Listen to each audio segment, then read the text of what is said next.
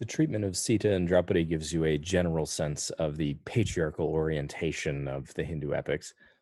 The portrayal of them as damsels in distress and Sita's obligation to go through this trial by fire to prove that she hasn't been unfaithful to Rama. There are no shortage of examples from classical Hindu literature portraying misogynistic attitudes towards women. Wendy Doniger, in her article on attitudes towards women in the laws of Manu, so this is a famous classical Hindu law book, which portrays the seductive power of women as something dangerous, as something that needs to be controlled. The laws of Manu demand that a woman be supervised at every stage of her life. In childhood, a woman should be under her father's control, in youth, under her husband's, and when her husband's is dead, under her son's. Divorce initiated by a woman is prohibited. Even if her husband is of the inferior sort, if she abandons him, she will be reborn in the womb of a jackal, tormented by diseases as karmic retribution for her unfaithfulness. About the only positive in the laws of Manu is that it doesn't demand that a widowed woman throw herself on her husband's funeral pyre in order to join him in the next life, a practice known as sati, named after the self-immolation of Shiva's wife Sati before she's reincarnated as Parvati, a practice not required by the laws of Manu, but one which did sometimes occur in pre-modern Hindu India. Regarding the often unapologetic patriarchy of classical Hindu texts, we do have to ask if this really has to do with religion itself. Is this something intrinsic to Hinduism? Or does it have more to do with attitudes towards women in pre-modernity generally? Women in other parts of the world which practiced other forms of religion still have a pretty poor record when it comes to treatment of women historically, whether you look in Europe or China. If you took Intro to Buddhism with me, we would give examples of misogyny and patriarchy in Buddhist cultures historically too. No one was immune to this. And I think we have to ask if it relates more to the fact that pre-modern culture throughout the world was very dependent on warfare, masculine prowess. These were cultures that valorized the great warriors out of necessity. You had to have great warriors if you wanted to have a civilization. The world was just a much more violent place. And I mean this across the board. It's nothing unique to Hinduism. I mean, think about the Crusades and the culture of Christian chivalry in the Middle Ages in Europe. It's expressing precisely the same kind of warrior ideals that you find in texts like the Mahabharata and the Ramayana. In both cases, just wars in a world ruled by righteous men are given religious justification, but they are in essence, in each case, expressions of feudal cultures where might makes right. This is just the way that political life in the pre-modern world worked. There is a kind of paradox in the laws of Manu regarding its attitude towards women. The text demands that women's freedom be curtailed, that they be closely supervised. But the justification given for this is that if women are not closely supervised, if their behavior is not closely monitored and controlled, they can be extremely dangerous. Women are so seductive, the reasoning goes, that men are powerless to their charms and wiles. This is, of course, a justification for limiting what women can do that is not unique to Hinduism or to the Dharma Shastras. You find this kind of narrative about women being so seductive that men are powerless over them all over the place, right? He couldn't help himself. Look at what she was wearing. This is still a courtroom defense in the 21st century. Nothing new here. And one way that I like to get some theoretical purchase on this problem is in thinking of this narrative of women as being so powerful that they are in fact more powerful than men and therefore needing to be controlled is as a kind of ideology, and a word that Karl Marx popularized when he's talking about the ideologies of the dominant classes, the false consciousness which keep the proletariat in line. A word I noticed that many undergraduate students use cavalierly in their papers today. I'm kind of left wondering exactly what it means to most people, ideology anymore. But for people like Marx and later Marxist thinkers, it meant a systematic distortion of reality in a way that makes it seem like powerful people actually aren't powerful, and tries to mask the fact that they are powerful by attributing power to someone else.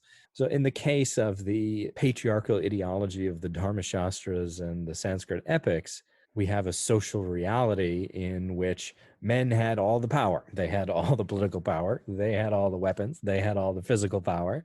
And yet, as a need to justify what was obviously unfair and denigrating treatment of women, we have an ideological justification for this asymmetry of power, which says, oh, no, no, no, it's not the men who are powerful, it's the women who are so powerful that if we gave them free reign, they would seduce all the men so thoroughly that they would completely control us and we men would have no power left. Therefore, we have to make sure that they are kept at home. This is then a kind of ideological inversion, a flip around of the actual relationships of power between men and women in that time and place. The situation of women in South Asia today is very mixed. It really depends on where you go, what social class you're talking about. So, if you go to a big city like Delhi or Chennai or Mumbai, nightlife is fairly similar to what it's like in the U.S. or anywhere else. People go out, people mingle, right? People date. I found this advertisement for Indian Tinder on TV.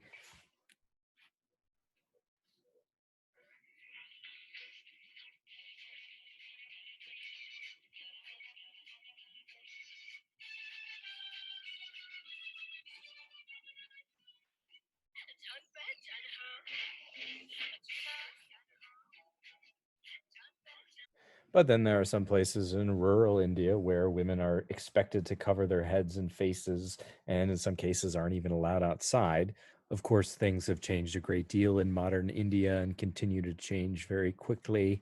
Many people recognize the gender imbalance in the Hindu epics, the Ramayana and Mahabharata. Some people have done modern retellings of the epics to try to remedy this. In 2008, there was this cartoon version of the Ramayana called Sita Sings the Blues, which took interviews with Indians remembering how they were told the Ramayana when they were kids, and it's all patched together with a soundtrack of these jazz vocals from the 1920s of Annette Hanshaw, with the film adopting a sympathetic treatment towards Sita, so trying to explain and remedy some of the problems that are there in the original Ramayana story. India has its own hashtag Me Too movement, which began in Bollywood, not Hollywood, Bollywood, the Indian film industry. And it's resulted in several high profile men, including a government minister, a head of a popular comedy troupe, and an auto industry exec being pressured to step down from their positions. In the age of cell phones, women are not shy about recording sexual harassers on public transportation and turning them into the police. Big problem in South Asia, and something that's made men more reluctant to touch women inappropriately on the bus. Women have also engaged in collective action to fight for greater equality in attempting to gain access to a big temple to the god Ayyappa in Kerala in southwest India, the Sabarimala temple, big famous temple. The temple priests seeking to bar women from entry, so women traditionally were not allowed in this temple, brought a lawsuit in which the plaintiff was the god of the temple himself, Ayyappa.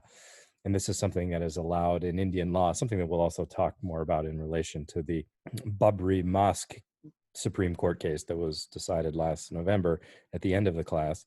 So the priests of the temple brought a case acting as friends of the god, treating the god as a juridical person, as a plaintiff in the eyes of the law, saying that women in entering the temple would violate the god's vow of celibacy. So the god himself has a vow of celibacy. He's taken a vow of abstinence, and the justification for women not being able to go into his temple was that he would find them too arousing. It would be a violation of his ascetic vow.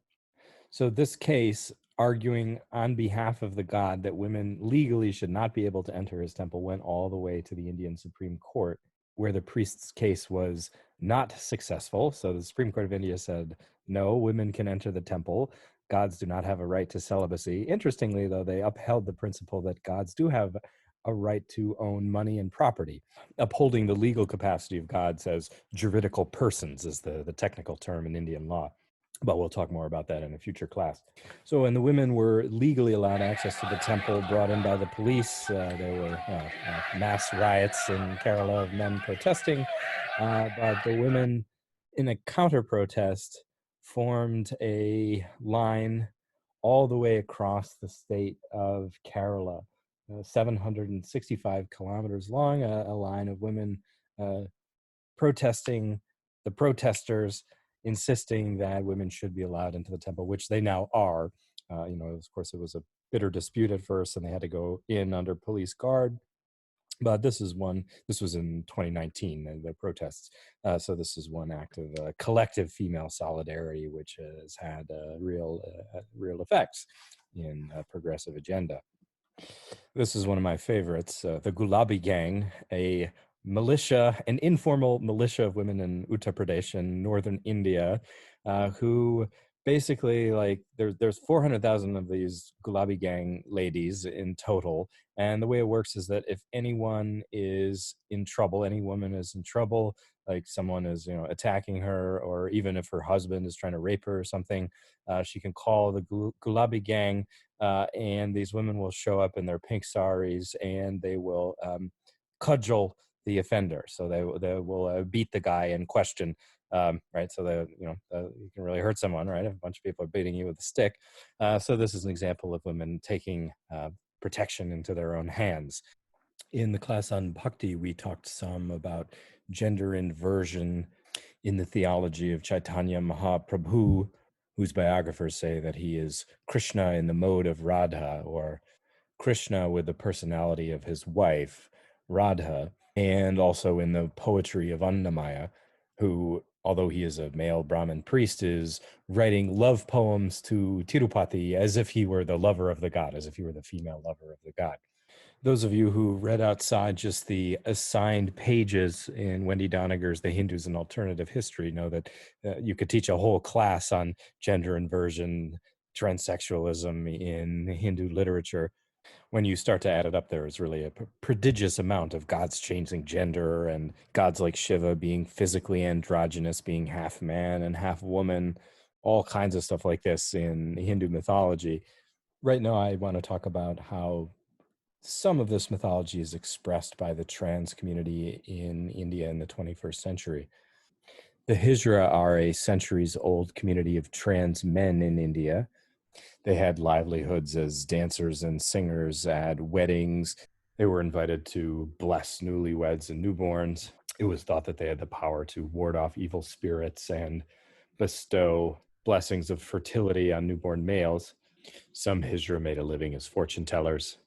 As part of the logic of tantric physiology, it remains true today that those who renounce sexuality altogether are thought to accumulate other kinds of superordinary powers instead. This is kind of what tantric yoga is all about. And so it was thought that the Hijra, who underwent ritual castration and penectomy, and so were incapable of having sex, were powerful magicians.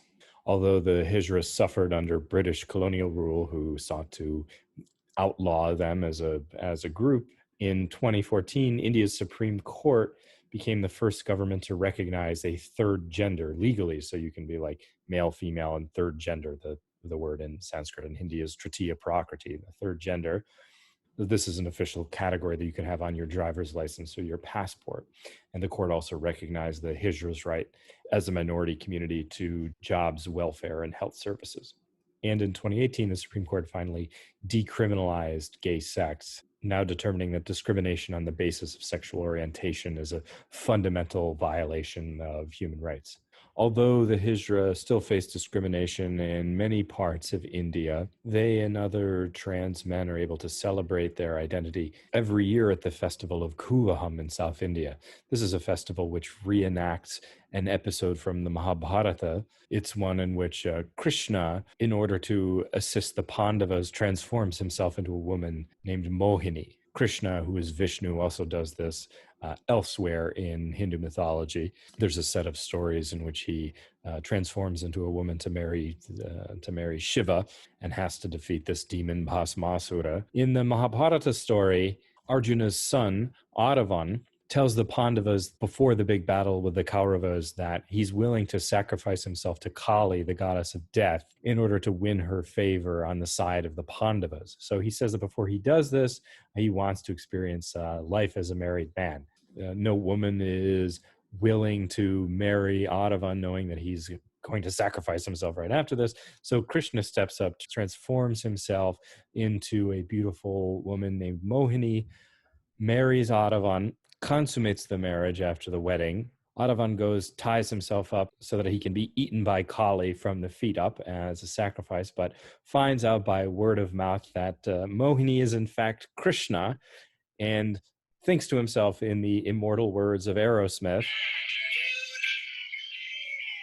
Adavan is so distraught that, half eaten by Kali, tied to the sacrificial post, he rolls around the battlefield screaming in anguish. His head grows to a monstrous size, and in doing so, he's able to crush thousands of the Kaurava foes as this is happening. The following is a short video on how the trans community in India uses this episode from the Mahabharata as an annual festival and celebration of their community and identity.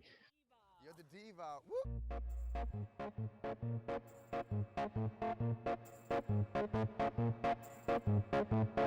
Oh! Oh! Have a look at all these men. They have lust in their eyes. Across the Indian subcontinent, more than 100,000 transgenders live as outcasts. For 2 days every year, thousands flock to the country's biggest transgender festival in Kuvagam. எங்கள் பீப்புளுக்கு வந்து ரொம்ப important வந்து கூவாக்கம். Arvan is our god. Let me take you to the jungle in my head where we're animals.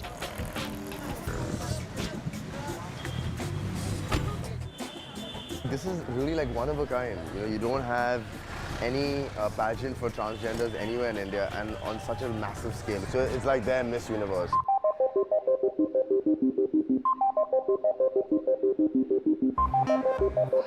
Better, the beauty pageant was already underway.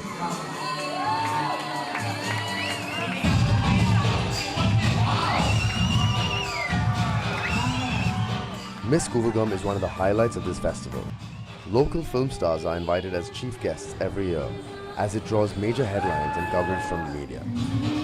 For the transgender community, however, the pageant holds greater significance. They believe that the title of Miss Kuvagam is a source of pride and self-esteem, and also their golden ticket to being accepted in society. As we were leaving, we realized that the late hour wasn't stopping hordes of people from coming in and pushing through the crowds just for a glimpse of the contestants. If you take away all the notions we've been taught to believe by society about the transgender community, it was like a real fashion show. I really felt like it was very well put together. And this is a dress rehearsal for tomorrow, where all the transgenders become brides. This was so stunning.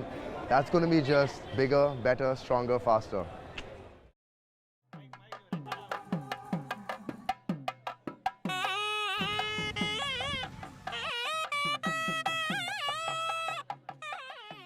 The Arvan temple in Kuvagam lies in slumber all year long. But for 18 days, every May, it comes alive, drawing thousands of visitors from all over the country.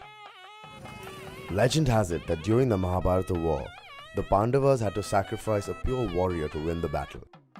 Aravan, Arjun's son, volunteered but asked Lord Krishna for one last wish, to get married before he died. With a lifetime of widowhood ahead, no woman was willing to marry Lord Aravan. Lord Krishna then took his Mohini avatar and became his bride. That's what this festival celebrates.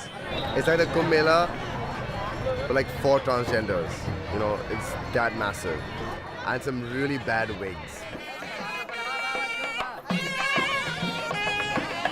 It was finally time for the marriage ceremony. Strangely, instead of the temple, I saw about 100 little fires all over the temple grounds, and transgenders getting married simultaneously everywhere. The entire ceremony felt very robotic, almost transactional. It reminded me of a long queue outside a government office. Come, collect your thalis and leave. The brides, however, couldn't stop smiling.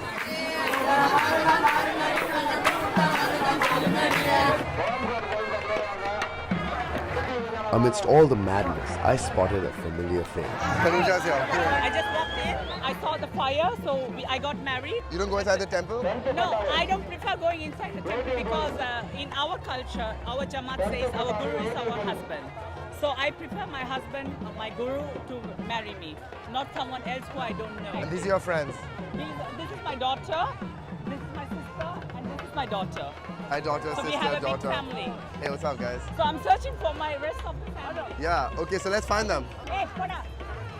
And I need to did you know just- them. did you punch him? Oh my God. She's a badass too. She's just punching dudes in the back and the throat and the mouth. Hey, Koda. The thalis had been tied, the prayers had been recited. Everyone was now a bride of Lord Aravan, but just for one night. This party was just getting started.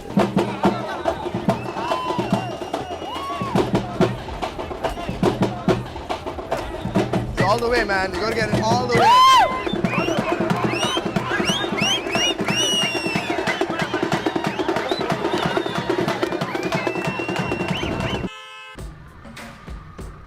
Today, Lord Aravan will be sacrificed and his wives will mourn his inevitable death.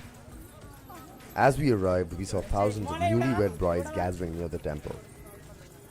We began walking towards the statue of Lord Aravan. See, I have fans here.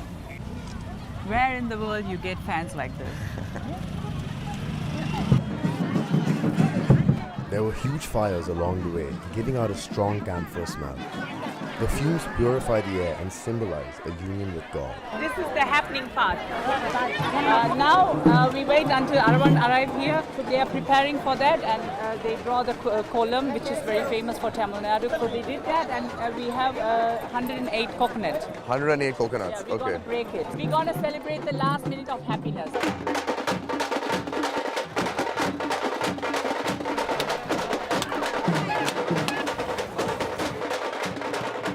Transgenders singing and dancing, reveling in the last few minutes of married life.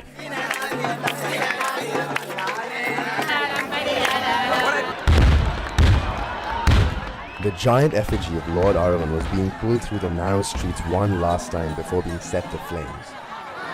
With the number of people hanging off of it and hovering around it, I could hardly make out that it's the statue of Aravan. They say that if one asks Lord Aravan for something, it comes true. I was caught in the middle of about 100 people in anxious dialogue with God, hoping to seek his blessings that would protect them for the next 364 days. People are just pulling each other out of the crowd to try and get the flowers first.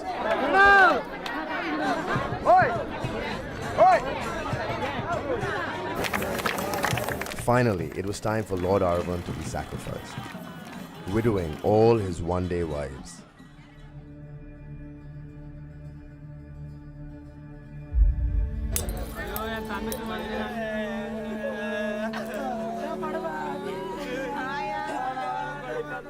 Legend says that when Aravan was beheaded, Mohini went into deep state of mourning. All around me, broken bangles, thalis and flowers fell to the ground. The sacred sindoor washed off their foreheads. They wailed with an intense passion, beating their chests and waving their hair, just like Mohini did. Yesterday was the one day that they could be the bride. Until now, when their bangles are broken, their mangasutras are snatched away from them. Basically, their freedom and the life of experiencing love is snatched away from them.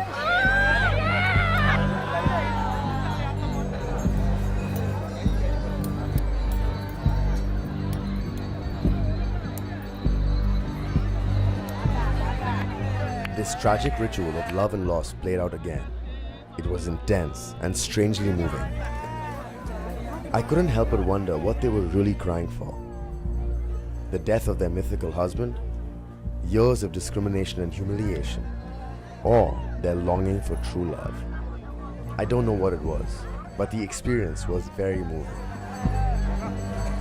India, if it's not clear by now, is a land of many contrasts. It is the world's seventh largest economy, so there is a lot of money in India. There are also over 1.3 billion people, so it's the second most populous country in the world after China, and that money is not very equally distributed. So there are some fantastically rich people. India has the third most billionaires of any country in the world, 131 billionaires in India, but only a little more than half of Indians have running water in their home, with 163 million who don't have access to clean running water anywhere near their home. So there are vast discrepancies of wealth, which you can see even if you go to a city like Delhi, where there are huge malls and fancy apartment buildings and people driving around in Range Rovers and Mercedes, but you can look out from the apartment buildings and see sprawling slums. So although there's a lot of money in India, there are major issues when it comes to equity. 1/5 of Hindus in India are regarded as marginal caste or non-caste. That is, they don't belong from one of the castes considered pure from the point of view of Hindu classical texts and Hindu law books. So a review from the Rig Veda and the story of the sacrifice of Mahaprajapati, this god who offers himself up as a sacrifice such that the different parts of his body can become the different occupational castes, the Brahmins, Kshatriyas, Vaishyas, and Shudras, which it was believed were the necessary occupational groups for society to function smoothly, from the priests to the leaders to the middle class financial people to the manual laborers. If you had all of these hereditary groups and everyone did the job that their parents did, then you would have a fully functional society. Centuries after the Vedas, texts like the Laws of Manu would explain that the purity of the original fourfold caste system had, through the ages, been disrupted by people who didn't marry within their caste group. So instead of just a Shudra marrying a Shudra, Vaishya, Vaishya, Kshatriya, Kshatriyan, people married between castes, which meant that their children had lost their status as a pure member of one of the four castes. People who fell into this category became known as the Panchavarna, the fifth caste. They are known by many names: the untouchables, Dalits. Gandhi called them Harijans, or the people of God. And as people who had lost their pure caste status, Dalits were regarded as ritually impure from the point of view of texts like the Dharma Shastras. So they weren't supposed to live near or come in contact with caste Hindus. The laws of Manu even say that a Brahmin could be defiled just by even looking at a low caste person, for which reason the lowest of the fifth caste people, the Chandalas, these are kind of like the lowest of the outcast people, were advised to wear bells around their necks so that Brahmins could hear them coming and avert their eyes so they wouldn't see them, because if a Brahmin saw a Chandala, he would have to go home and wash his eyes and wash his hands and perform these rituals of ablution in order to purify himself, because he just caught a glimpse of someone who was so impure. The jobs that were taboo from the point of view of caste Hindus were reserved for Dalits. So they had to do things like cleaning the village latrines, disposing of dead bodies, butchery. They were the town floggers, the town executioners, and generally delegated the tasks that A, no one else wanted to do, and B, that were considered impure from the point of view of a Brahmin householder who had ritual duties involving fire sacrifice and so forth. Although there are affirmative action measures for Dalits and those who are called backwards caste people, that's the technical term actually, backwards caste people in India today. There are university quotas for scheduled caste people. There are quotas in government service positions that have to accept a certain number of scheduled caste people.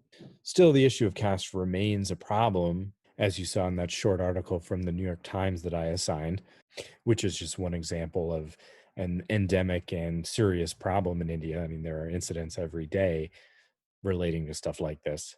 How caste would be addressed when India became an independent nation in 1947 was a major question. There were differing views on caste held by some of the most preeminent figures of the Indian independence movement. Gandhi was an advocate for Dalits, saying that they should have the same legal rights as everyone else. saying that they shouldn't be discriminated against, but at the same time, believed that the caste system was a reasonable way to maintain a functional society. He thought that the whole idea that you do the job that your parents did was a totally reasonable thing. He called this an eternal principle of Hinduism, saying that if you were to change it, it would create disorder. It would be chaos if every day a Brahmin changed into a Shudra and a Shudra changed into a Brahmin. So Gandhi was in this kind of difficult position of being advocates for untouchables, while at the same time believing that the caste system was okay and a part of what it meant to be Hindu. Gandhi was born into a Brahmin family. His contemporary and intellectual adversary, Bhimrao Ambedkar, advocated a different solution. Ambedkar was born into a Dalit family, though his father was able to secure a decent job under the British colonial government. But Ambedkar, in the lead up to Indian independence, didn't see any way that the caste system could remain in place and Dalits be treated fairly. He thought that the caste system had to be abolished altogether. And his solution to this was to advocate that Dalits convert to Buddhism. So Buddhism has a long history of anti-caste rhetoric. It is a religion that is close to Hinduism in many ways and shares many of the same values. So Ambedkar saw Buddhism as an alternative and escape for Dalits who couldn't hope to achieve equality as Hindus given their birth status, but who possibly could if they renounced caste altogether to become Buddhist. So he, in the 1940s and 50s, performed these outdoor mass conversions of tens of thousands of people at once converting to Buddhism. He came up with his entirely new, unique form of Buddhism that he called Navayana, or the new vehicle of Buddhism. And he invented this conversion ritual that had these 22 vows. Buddhism didn't really have conversion rituals before this. There's these 22 vows that you would say to formally renounce Hinduism and accept Buddhism. And he got, in his lifetime, several million Dalit converts. He thought that when the other Buddhist nations of Asia saw this and saw this rebirth of Buddhism in India, that they would start to send money over to the Dalits and try to support this new Buddhist community in India, the homeland of Buddhism, which never really happened. Although, as caste in India continues to be an issue today, there still are large numbers of Dalits converting to Buddhism.